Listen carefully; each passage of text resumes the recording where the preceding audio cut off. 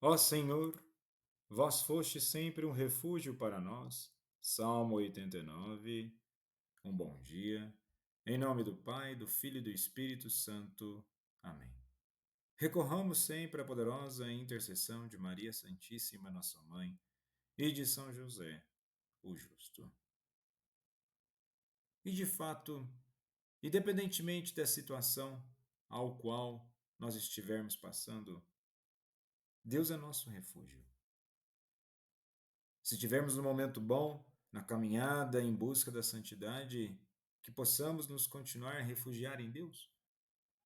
Mas se também estivermos passando por momentos de dificuldade, por mais que estejamos no pecado, que possamos nos refugiar em Deus para que possamos recorrer à sua misericórdia.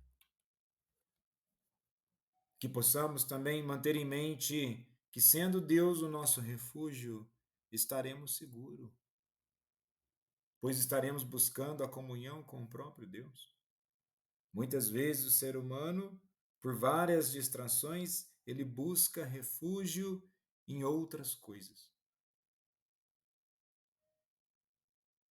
E desse refúgio de questões materiais, tudo vai passar e tudo vai acabar, mas Deus não passa e não acaba.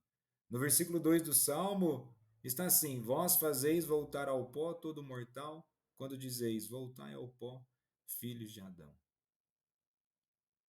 E nesse sentido, que possamos verdadeiramente buscarmos uma vida espiritual ao qual nós vamos nos alimentar da vontade de Deus. E as leituras de hoje nos apontam para a vontade de Deus. E muitas vezes queremos enxergar de uma forma muito nítida a vontade de Deus, mas ela se dá na própria vida mediante os acontecimentos. E vejamos que na primeira leitura de hoje, do livro do Gênesis, capítulo 3, dos versículos 9 ao 24, ao longo da semana nós tivemos as leituras do Gênesis apontando para a questão da criação. E o trecho de hoje traz exatamente a narrativa da queda do ser humano, na qual Adão e Eva, após desobedecerem a Deus e comerem do fruto proibido, enfrentam as consequências de seu pecado. Deus os confronta, pronuncia maldições e o expulsa do Éden. Vejamos bem, o confronto de Deus é exatamente contra a desobediência, contra o pecado. E o único que pode pronunciar maldições é o próprio Deus. Não que ele queira, mas devemos entender que a desobediência tem consequências. E ao dizer que Deus pronuncia maldições conforme o texto, é no aspecto que o único que é santo, perfeito, totalmente pleno é Deus. E sendo assim, somente ele poderia pronunciar algo diferente ao destino do ser humano. E nós aqui podemos entender no texto que é uma consequência. Muitas vezes é mais fácil falar que é uma condenação, tão simplesmente. Mas é uma consequência. Muitas vezes o ser humano ele vive dia após dia, atitude após atitude, em uma sistemática de intencionalidade de fazer o mal.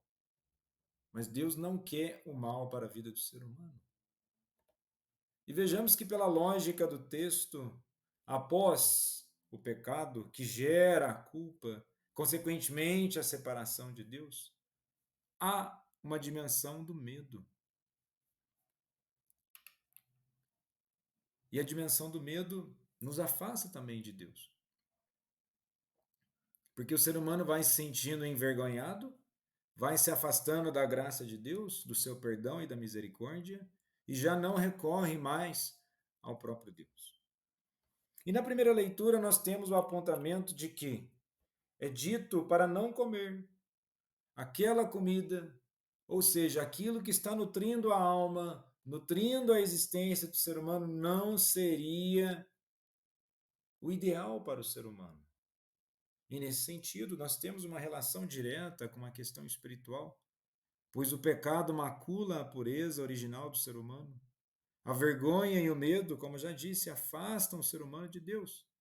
E a necessidade de expiação e a promessa da salvação mostram um caminho para recuperar a pureza. E com isso, nos versículos 9 ao 13, quando Deus pergunta onde estás, a palavra em hebraico aieka indica um chamado existencial, não apenas de lugar, local. Deus quer que Adão reconheça seu afastamento. Não adianta uma lógica de medo, uma lógica opressiva. É preciso verdadeiramente que o ser humano olhe para a sua própria vida e, perante essa análise, ocorre um processo chamado de conversão.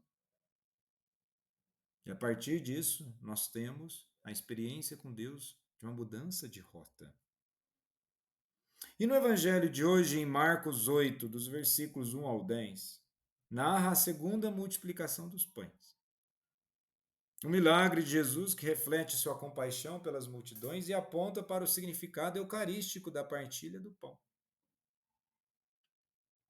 Jesus, ao dizer tenho compaixão, esplaiziomai, expressa um sentimento profundo de misericórdia, um amor que brota das entranhas. Ou seja, Deus está verdadeiramente preocupado com as pessoas. Jesus se preocupa tanto com a fome espiritual quanto a fome física. E nesse sentido, ao multiplicar os pães e alguns peixes, conforme o texto, o convite é para comer. Vejamos bem, se na primeira leitura o ser humano estava saciado espiritualmente de Deus, ele não precisava comer e se nutrir de outras fontes. Mas, no mau uso do livre-arbítrio, o ser humano vai e quer outras fontes, se alimentar de outras coisas. Agora aqui, no segundo texto, do Evangelho, Deus convida a comer, pois comendo verdadeiramente haverá uma transformação de vida, uma transformação espiritual. E vejamos bem, tudo aquilo que ocorre de desordem no mundo é fruto e consequência de uma desordem interna. Pegue qualquer exemplo, qualquer caso de situações que ocorra na sociedade. Há uma desordem interna profunda, a qual o ser humano não consegue saciar, pois ele já não busca mais Deus em muitas situações, ele não se alimenta daquilo que realmente vai trazer paz para a alma, e por isso surge a desordem. Pegue qualquer situação, da mais simples até a mais complexa. Há uma desordem interna ao qual o ser humano muitas vezes continua naquela lógica do pecado. Eu quero comer, eu quero me saciar, eu não sei do que.